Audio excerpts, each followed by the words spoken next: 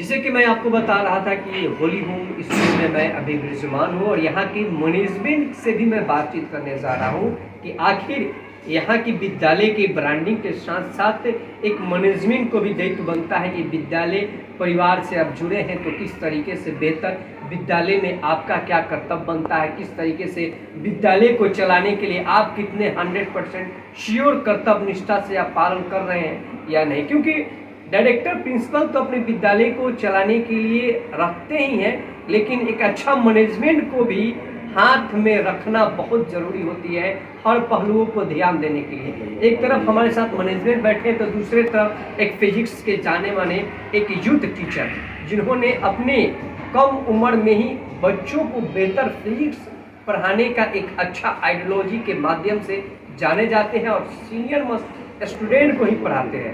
इनसे मैं बातचीत करूँगा। स्वागत है सर, होलियम स्कूल के आप मैनेजमेंट करता है, अपना परिचय हमारे दर्शकों को बताएंगे। Good morning to all of you.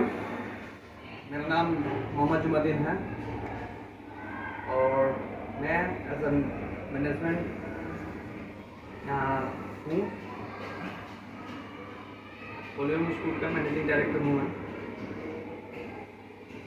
आप एक यूथ होकर इतने बड़े संस्थान का आप मैनेजमेंट देखते हैं, कभी ऐसा लगा हो कि कोई ऐसा क्यूरी आया हो, आप सोचे होंगे कि अब इतनी बड़ी मैनेजमेंट को देखना, इतनी बड़ी जिम्मेदारी को सर नहीं है संभालना, तो उस समय आपको क्या कैसा लगता हो? नहीं सर, ऐसा कभी होता ही नहीं है, क्योंकि या तो मैं या तो सर, एक आदमी का स्कूल में रहना अनिवार्य है। दो आदमी हम लोग एक साथ कभी हटते नहीं हैं स्कूल से, क्योंकि एक जिम्मेदार व्यक्ति अगर कहीं पे नहीं होगा, एक संस्था पे नहीं होगा, तो आप खुद समझ सकते हैं कि वो संस्था फिर सही राह पे नहीं चल पाएगी। तो दोनों आदमी में हम लोग एक आदमी यहाँ डेफिनेटली रहते हैं। ऐसा नहीं है कि हम लोग दोनों आदमी हट जाएं और दोनों आदमी फंस जाए कहीं पे। ऐसा नहीं होता है, कभी नहीं होता है। एक चीज़ और आपसे हम बातचीत करना चाहेंगे। आप मैनेजमेंट देखते हैं, कई गर्जीवन ऐसे आते हैं, बोलते हैं कि मेरा 6-6 महीने का बच्चा काफ़ी माफ है सर, आपके विद्यालय में एग्जामिनेशन है, प्लीज़ सर एग्जाम में बैठने दीजिए बच्चों को। आप उस समय कैसे हैंडल करते हैं? बहुत सारे विद्यालय में हम ये भी देखते हैं कि एग्ज़ाम का डेट निकल गया, बच्चा फ़ी नहीं दिया है तो रोड पे लोग खड़ा कर देते हैं, क्लास के बाहर खड़ा कर देते हैं। तो आपके यहाँ कैसा व्यवस्था? नहीं सर, बच्चा एग्ज़ाम नहीं दे पाए पैसों के वजह से, ये दुर्भाग्य है सर। ऐसा हमारे स्कूल में आज तक ना हुआ है और कोशिश यही रहेगा कि ये आइंदा कभी हो भी ना। क्योंकि मेरा मानना यह है सर कि जो बच्चा गरीब है या जिन बच्चों के पास सफिशिएंट मनी है पढ़ाई करने के लिए, दोनों में पढ़ाई में कोई अंतर नहीं होना चाहिए। हम अपने स्कूल में बहुत सारे ऐसे परिवार से भी बच्चे आते हैं जिनका हमने टोटल पढ़ाई फ्री कर रखा हुआ है। इवन हम बुक प्रोवाइड कर देते हैं, उनको यूनिफॉर्म प्रोवाइड कर देते हैं, सब कुछ प्रोवाइड कर देते हैं। कहने का मतलब है कि सर पैसा कहीं नहीं आना चाहिए एजुकेशन के बीच। मेरा मानना यही है कि एजुकेशन के बीच में पैसा नहीं आना चाहिए। अगर कोई पढ़ने के लिए इच्छुक है कोई बच्चा, तो हम हैं उसके लिए। पैसा डजंट मैटर सर। मैंने आपका कहना है कि आपका जो संस्थान है, पैसा के लिए अभिभावक या बच्चों को टोका नहीं जाता है, रोका नहीं जाता है। नहीं सर, ऐसा नहीं है कि टोका नहीं जाता है, रोका नहीं जाता है, क्योंकि सर हम एक प्राइवेट संस्था चला रहे हैं। डेफिनेटली कोई भी संस्था चलाने के लिए आपको पैसा चाहिए, लेकिन मैं उन बच्चों का बात कर रहा हूँ जो गरीब वर्ग से आ रहे हैं, जो एक प्राइवेट स्कूल का फीस अफोर्ड नहीं कर पा रहे हैं। अगर बच्चे में वैसा लगन है तो हम फ्री ऑफ कॉस्ट बैठे हैं उसको पढ़ाने के लिए। फ्री ऑफ कॉस्ट मैं पढ़ाऊंगा। मैं ऑन कैमरा बोल रहा हूँ इस बात को कि मैं उस बच्चे का फीस तक माफ़ करा दूंगा अगर वो बच्चा उस तरह के फैमिली से बिलोंग करता है। मैंने गरीब परिवारों के आपके विद्यालय गरीब परिवार के बच्चों के लिए बिल्कुल अफोर्ड करता है, बिल्कुल देख रेख करता है कि जो गरीब परिवार है उनको बिल्कुल निःशुल्क पढ़ाया जाए, बेहतर उनको ब्रांडिंग दिया जाए। एक खास बात और मैं आपसे बातचीत करूँगा, ताकि मैं यहाँ के जो केमिस्ट्री के फिजिक्स के टीचर हैं मैं उनसे मैं बातचीत करना चाहता हूँ। क्या परिचय है सर, हमारे दर्शकों को अपना परिचय बताएं। पहले तो मैं आपके जितने भी दर्शक हैं उनको गुड मॉर्निंग बोलता हूँ। और मैं इस स्कूल के फिजिक्स के टीचर यहाँ का फिजिक्स मैं पढ़ाता हूँ और ये स्कूल हमारा शहनवाजपुर तरिया में स्थित है। सर जहाँ तक ये बात है कि हम लोगों ने ये सोचा हुआ है कि यहाँ पर हर एक घर से हर एक बच्चों को हायर एजुकेशन मिले। सर बहुत सारे ऐसे पेरेंट्स हैं जो अपने बच्चों को बाहर नहीं भेजना चाहते, जैसे छपरा पटना कोटा वगैरह नहीं भेजना चाहते due to money, due to insufficient, बहुत कुछ हो सकता है। तो सर हमारी क्या सोच है, जैसे हम एक टीचर होने के नाते हमारी सोच क्या है कि प्रत्येक बच्चे को हायर एजुकेशन हो, चाहे वो गरीब परिवार से आए चाहे कैसे भी आए। सर जैसे एक टीचर होने के नाते मैं आपसे एक वर्ड बोलना चाहता हूँ कि sir a teacher is not a common man and a common man can not be a teacher. एक टीचर कभी एक साधारण व्यक्ति नहीं होता। उसी को सोच के देखते हुए हमने हर एक बच्चों को, हर एक पेरेंट्स को, सबको मैं इन्फॉर्मेशन देना चाहता हूँ कि आप आइए हमारे स्कूल में, हमारे इंस्टीट्यूट में। मैं खुद एक इंस्टीट्यूट चलाता हूँ, अभी आपको सबसे बात हुआ था, हम दोनों इंस्टीट्यूट चलाते हैं और हमारे इंस्टीट्यूट में एक प्रोफेसर भी हैं, एक मिस भी हैं जो नीट की तैयारी करवाती हैं। और मैं खुद सर NDA ये सब SSC बैंकिंग रेलवे इन सब का तैयारी करवाता हूँ। और सर एटलीस्ट अभी तक नहीं हो तो मैं सर हज़ारों सर बच्चों को इन सब चीज़ों में भेज चुका हूँ सर एजुकेशन देकर। तो सर मैं टोटल जितने भी पेरेंट्स हैं उनसे मैं बोलना चाहता हूँ कि आप आइए हमारे स्कूल में, हमारे इंस्टीट्यूट में आइए, अपने बच्चों को एडमिशन करवाइए और उनसे भविष्य। खास बात आपसे और पूछना चाहता हूँ, जिस तरीके से देखा जाए आमतौर पे गांव परिवेश में, जो गांव के परिवेश है, यहाँ पे फिजिक्स की जो बात है, बहुत सारे बच्चे 9th और 10th के बाद फिजिक्स से पढ़ते हैं, जबकि उनको बहुत सारे कंक्लूजन जो होते हैं नहीं समझ में आते। उन कंक्लूजन को कैसे आप समझाते हैं, क्या उनकी बेहतर उनको क्या नीड देते हैं कि उनको बेहतर टास्क देकर कैसे उनको समझाया जाता है, आपके माध्यम से बेहतर क्या ट्रिक होता है?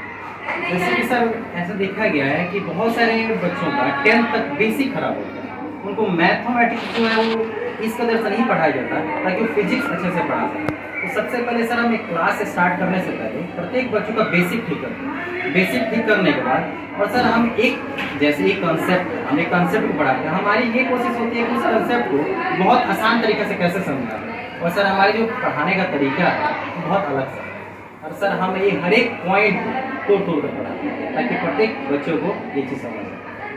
एक और ख़ास बात आप इससे पूछूंगा कि आमतौर पर भी देख रहे हैं सोशल मीडिया पे, नहीं कहा जाता है टीचरों को बंडबू नहीं कहा जाता है सोशल मीडिया के माध्यम से, ये शब्द बहुत ही अपशब्द है, मैं भी ये बात नहीं कहना चाहता हूँ, लेकिन ये बहुत सारे टीचरों को मैं देख रहा हूँ बंडबू की तरह भोजपुरी गाना पे गंदे गंदे भाषाओं का प्रयोग करके सोशल मीडिया पे अपने TRP भी तोड़ने के लिए ऐसे शब्दों का प्रयोग करके लोग पढ़ा रहे हैं। उन लोगों के लिए खास क्या करें?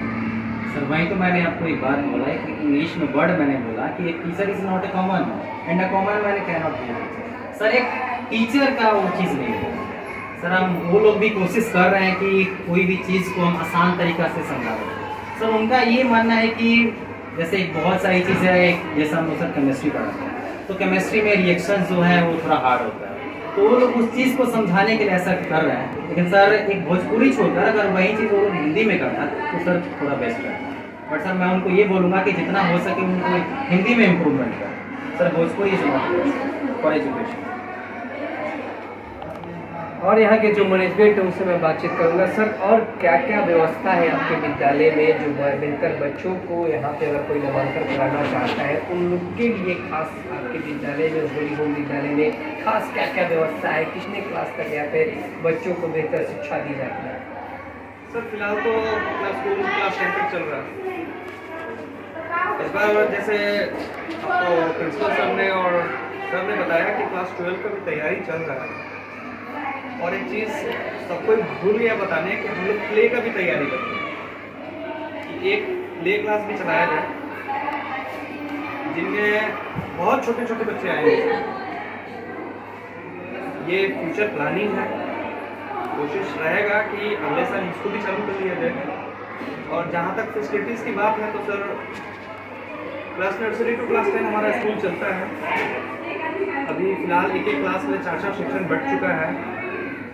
हमारे यहाँ फ्री ऑफ कॉस्ट, पैसा किसी भी चीज़ का नहीं लिया जाता है एडिशनल से। जो आपका ट्यूशन फीस है मंथली वही है। कंप्यूटर लैब है, साइंस लैब है, स्मार्ट क्लास प्रोवाइड किया जाता है बच्चों को, खास करके मोस्ट सीनियर बच्चों को। जो क्लास 9, 10 अभी 10 वाले जो मैट्रिक देने जा रहे हैं इस बार, उन लोगों के लिए, क्योंकि विजुअल सर बच्चों को जल्दी समझ में आ जाता है, तो यहाँ पर फैसिलिटीज़ है और फ्यूचर में जो नीड होगा उसको देखा जाए। खास अपील क्या करेंगे यहाँ के अभिभावक और बच्चों से, खास क्या निवेदन करेंगे अपने विद्यालय परिवार की तरफ से? जैसे कि सर ने पहले भी कहा कि बच्चों को, क्योंकि अब कोरोना खत्म हो गया है, मोबाइल से दूर रखें। कि हम खुद देख रहे हैं कि मेरे पास पेरेंट्स के कंप्लेन आते हैं कि सर मेरा बेटा बिना मोबाइल के खाना नहीं खाता। तो सर बच्चों के साथ हम यहाँ बच्चों को कुछ और सिखा रहे हैं और वही चीज़ बच्चे घर पे जाके टोटली डिफरेंट चीज़ सीख रहे हैं। तो होता क्या है कि यहाँ कोलैबोरेशन मिलता नहीं है सर, एक दूसरे से कोलैबोरेशन मिलता नहीं है और कहीं ना कहीं वही बच्चा फेलियर साबित हो जाता है। तो जितना ध्यान 6 घंटा तो हम ध्यान में रखे हैं बच्चों के, यहाँ पे 18 घंटे बच्चे आपके पास हैं, आप अपने कीमती वक्त से 2 घंटे अपने बच्चे के लिए निकालें। क्योंकि आजकल मैं ये भी देखता हूँ सर बहुत सारे बच्चों में कि बच्चे बोल देते हैं कि सर पापा के पास टाइम नहीं है, मम्मी के पास टाइम नहीं है। बताइए सर कि 24 घंटे में आप 2 घंटा अपने बच्चे को नहीं दे पाए। तो रिक्वेस्ट करूँगा सभी पेरेंट्स से कि आप लोग अपने बच्चों के साथ वक्त बिताएं, बात करें उनसे कि आपको दिक्कत कहाँ आ रहा है, और रिलेटेड टू एजुकेशन अगर कोई दिक्कत है तो उसके लिए तो हम बैठे हैं यहाँ पर। देखिए सर ने कहा कि यहाँ पे अगर किसी प्रकार के विद्यालय परिवार से कोई भी दिक्कत होती है तो आप अपने पेरेंट्स से बोलिए। अगर पेरेंट्स से बच्चे भी आकर विद्यालय परिवार में मैनेजमेंट से कहते हैं कि हमारे पिताजी टाइम नहीं देते हैं, मेरी माता से भी टाइम नहीं देती है, आज तमाम अभिभावकों से निवेदन होगा कि अपने बच्चों को दुख को, दर्द को समझिए कि आपके बच्चों से क्यों दूरी बना रहे हैं।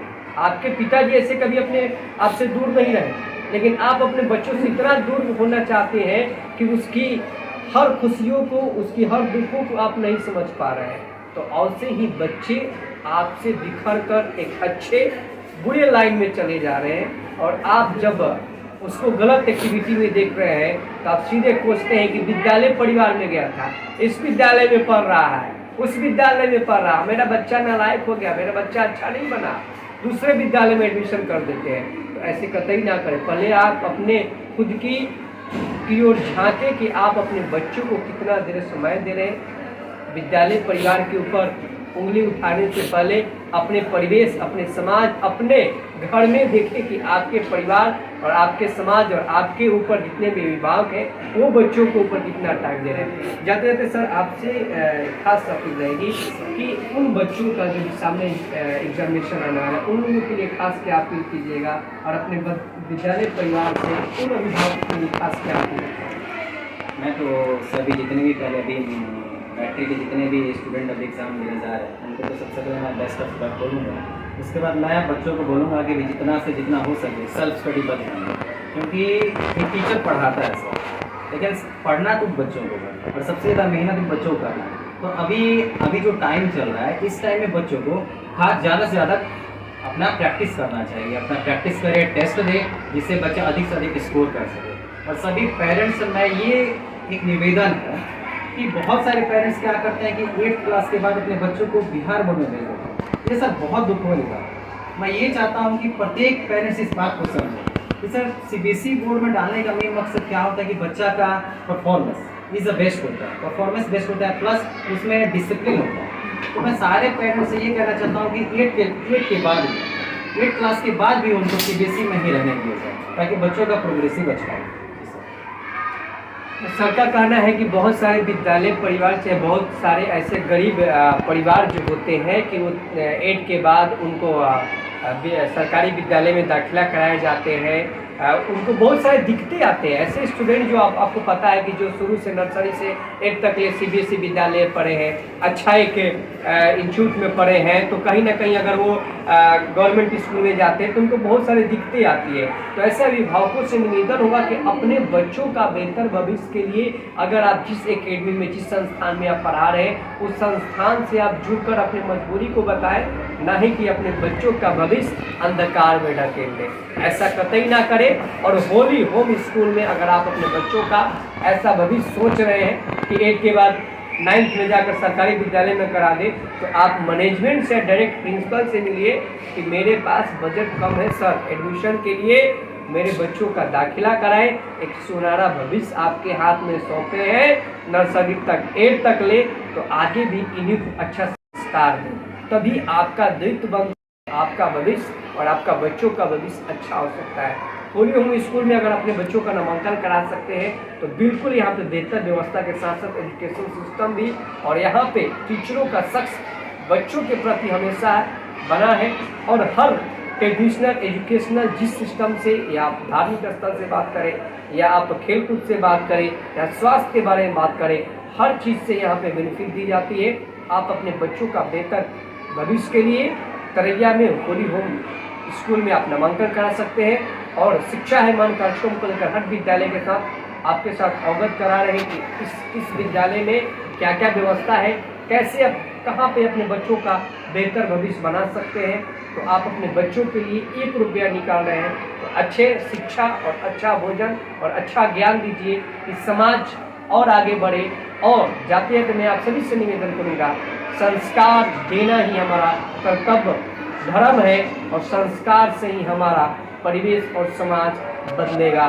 जय हिंद, जय भारत।